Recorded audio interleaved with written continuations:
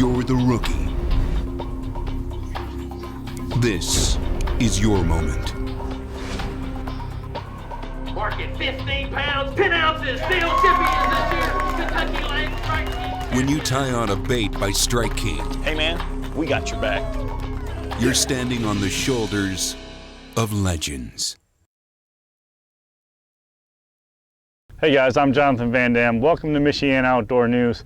And today we're going to talk a little bit about the Ned Rig. You know, everyone's familiar with it now. It's gotten really big.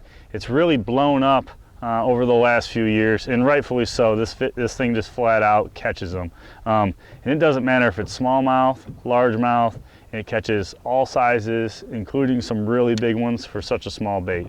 You know, there's a lot of different things that you can do with a Ned Rig, but there's really nothing special to it. I think it's just the size, the profile that is small enough that it appeals to a lot of different size fish. And a couple of the different things that you can change with it, a couple different lures, like this one here is the new Strike King Ned Bug. It's one of my favorite, especially for smallmouth when they're feeding on small crawfish. I like to get up here shallow on some of these little sand flats and around some of these reeds and stuff like that. In the spring and the fall, especially, the crawfish colored one and like the crawfish style bait, like in the Structures Bug, is perfect for imitating those small crawfish that those smallies are feeding on.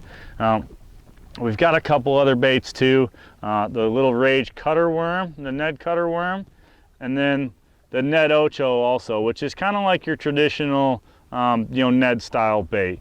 But the biggest thing with the Ned Rig is, and some of the keys that I've found, and I've really dove into it these last couple of years, is, you got to have the right rod. I like something a medium light. It's lightweight. You're throwing small little jig heads, 16th ounce, 8th ounce, that type of thing, real small baits. You want to be able to cast a long ways. So I've got it on a 7'3" medium light action Shimano Zodia spinning rod. I found that it's just the right amount of tip for not only fighting big smallmouth, but you can cast the bait as well. I've got it on 10-pound braid with a 6-pound fluorocarbon leader, and I just use the FG knot to tie my two lines together, so that way I don't have any hang up or catch as that knot goes through the guides, which really allows me to cast it.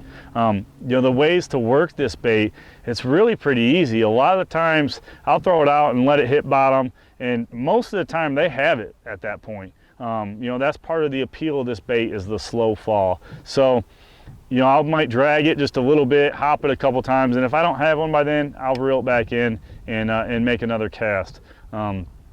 It's a very versatile bait. You can fish anywhere from really 0 to 20 foot, pretty effectively, just with adjusting the weight of your head. Is really all you got to do. So, man, I'm telling you, if you want to catch more fish, you got to start throwing a Ned Rig.